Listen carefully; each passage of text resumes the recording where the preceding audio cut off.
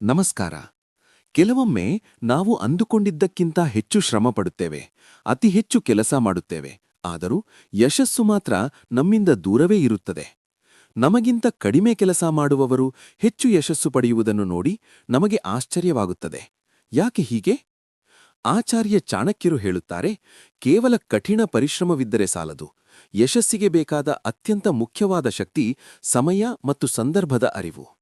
ಇಂದು ನಾವು ಚಾಣಕ್ಯರು ತಿಳಿಸಿದ 6 ಪ್ರಶ್ನೆಗಳ ಬಗ್ಗೆ ಮಾತನಾಡೋಣ. ಇವು ನಿಮ್ಮನ್ನು ಸೋಲಿನ ಹಾದಿಯಿಂದ ವಿಜಯದ ಹಾದಿಗೆ ತರುತ್ತವೆ. ಚಾಣಕ್ಯ ನೀತಿಯ ಈ ಶ್ಲೋಕವನ್ನು ಗಮನಿಸಿ. ಕಃ ಕಾಲಃ ಕಾನಿ ಮಿತ್ರಾಣಿ ಕೋ ದೇಶಃ ಕೌ ವ್ಯಯಾಗಮೌ ಕಶ್ಚಾಹಂ ಕಾಚ ಮೇ ಶಕ್ತಿಃ ಇತಿ ಚಿಂತ್ಯಂ ಮುಹುರ್ಮುಹುಃ. ಇದರರ್ಥ, ಬುದ್ಧಿವಂತನಾದವನು ಈ 6 ವಿಷಯಗಳ ಬಗ್ಗೆ ಪದೇ ಪದೇ ಚಿಂತಿಸಬೇಕು. ಈಗಿನ ಸಮಯ ಎಂತಹದು? ಅನುಕೂಲವಾಗಿದೆಯೋ ಅಥವಾ ಇಲ್ಲವೇ? ನನ್ನ ನಿಜವಾದ ಮಿತ್ರರು ಯಾರು? ನಾನು ಇರುವ ಸ್ಥಳ ಎಂತಹದು? ನನ್ನ ಆದಾಯ ಮತ್ತು ಖರ್ಚುಗಳೇನು? ನಾನು ಯಾರು? ನನ್ನ ಅಸ್ತಿತ್ವವೇನು? ನನ್ನ ನಿಜವಾದ ಸಾಮರ್ಥ್ಯ ಎಷ್ಟಿದೆ? ಇಂದಿನ ದಿನಗಳಲ್ಲಿ ನಾವು ಹೇಗೆ ಸೋಲುತ್ತೇವೆ ಎಂದರೆ, ನಮ್ಮ ಸಾಮರ್ಥ್ಯಕ್ಕಿಂತ ಮೀರಿದ ಕೆಲಸಕ್ಕೆ ಕೈಹಾಕುತ್ತೇವೆ ಅಥವಾ ತಪ್ಪು ಸಮಯದಲ್ಲಿ ಸರಿಯಾದ ಕೆಲಸ ಮಾಡಲು ಹೋಗುತ್ತೇವೆ. ಸ್ಥಳದ ಮಹಿಮೆ. ಒಂದು ಮೀನು ನೀರಿನಲ್ಲಿರುವವರೆಗೂ ರಾಜ. ನೀರಿನಿಂದ ಹೊರಬಂದರೆ ಅದು ಶೂನ್ಯ.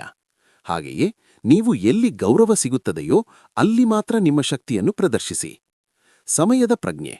ಯುದ್ಧ ಮಾಡಬೇಕಾದಾಗ ಶಾಂತವಾಗಿರುವುದು ಮತ್ತು ಶಾಂತವಾಗಿರಬೇಕಾದಾಗ ಕೋಪ ಮಾಡಿಕೊಳ್ಳುವುದು ಎರಡೂ ಅಪಾಯಕಾರಿ. ಕಾಲಕ್ಕೆ ತಕ್ಕಂತೆ ಕೋಲ ಕಟ್ಟಬೇಕು ಎಂಬುದು ಚಾಣಕ್ಯರ ಸಿದ್ಧಾಂತ. ನಿಮ್ಮನ್ನು ನೀವು ತಿಳಿಯಿರಿ.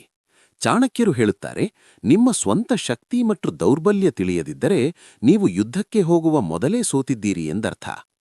ಇಂದು ನಿಮ್ಮ ಜೀವನದಲ್ಲಿ ಬದಲಾವಣೆ ತರಲು ಈ 3 ಕೆಲಸ ಮಾಡಿ. ಆತ್ಮಾವಲೋಕನ. ಕೆಲಸ ಆರಂಭಿಸುವ ಮುನ್ನ ಈ ಸಮಯ ನನಗೆ ಸರಿಯಾಗಿದೆಯೇ ಎಂದು 1 ನಿಮಿಷ ಯೋಚಿಸಿ.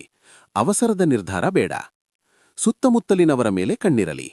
ನಿಮ್ಮ ಸುತ್ತ ಇರುವವರು ನಿಮ್ಮ ಯಶಸ್ಸನ್ನು ಬಯಸುವ ಮಿತ್ರರೋ ಅಥವಾ ಕೇವಲ ಸಮಯ ಸಾಧಕರೋ ಎಂಬುದನ್ನು ಇಂದೇ ಪತ್ತೆ ಮಾಡಿ. ಬಜೆಟ್ ಗಮನಿಸಿ. ಚಾಣಕ್ಯರು ಆರ್ಥಿಕತೆಗೆ ಅತಿ ಹೆಚ್ಚು ಒತ್ತು ನೀಡಿದ್ದಾರೆ. ಇಂದು ಅನಗತ್ಯ ಖರ್ಚುಗಳಿಗೆ ನೋ ಹೇಳಿ. ಗಡಿಯಾರದ ಮುಳ್ಳು ಎಲ್ಲರಿಗೂ ಒಂದೇ ರೀತಿ ಚಲಿಸುತ್ತದೆ. ಆದರೆ ಯಾರು ಅದರ ವೇಗಕ್ಕೆ ತಕ್ಕಂತೆ ತಮ್ಮ ಬುದ್ಧಿವಂತಿಕೆಯನ್ನು ಬಳಸುತ್ತಾರೋ ಅವರು ಮಾತ್ರ ಇತಿಹಾಸ ಸೃಷ್ಟಿಸುತ್ತಾರೆ. ನಿಮ್ಮ ಇಂದಿನ ನಿರ್ಧಾರಗಳು ನಿಮ್ಮ ನಾಳಿನ ಸಾಮ್ರಾಜ್ಯವನ್ನು ನಿರ್ಧರಿಸುತ್ತವೆ. ನೀವು ಸರಿಯಾದ ದಾರಿಯಲ್ಲಿದ್ದೀರಾ? ಒಮ್ಮೆ ಯೋಚಿಸಿ.